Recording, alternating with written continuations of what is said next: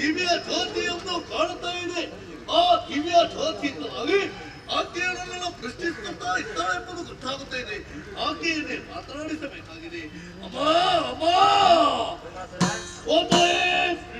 ಇನ್ನಷ್ಟು ಕೆಲವವನ್ನು ತೋರಿಸುತ್ತಾ ಇದ್ದೇನೆ.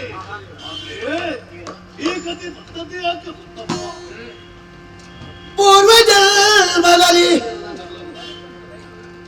ಅದು ಈಗ ಇದು ಮಾಣಿಕ್ಯ ಶೇಖರನೆಂಬ ದೇವತೆಯು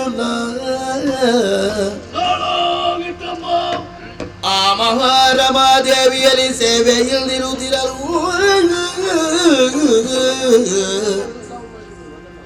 ಒಂದು ದಿನ ಗಂಗಾ ತೀರದೆಡೆಗೆ ತೆರಳಿ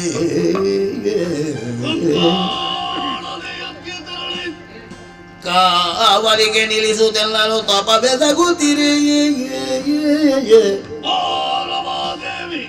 ದೇವಿ ಕಿಲ್ಲರ ತರುಣಿಯೋರ್ವಳೈದರು ತಲ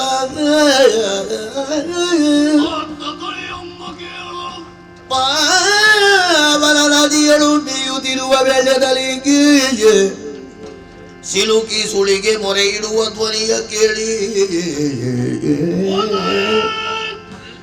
ಪೂರ್ವ ಜನ್ಮದಲ್ಲಿ ಮಾಣಿಕ್ಯ ಶೇಖರನೆಂಬ ದೇವತೆಯು ನಾನು ತಾಯೇ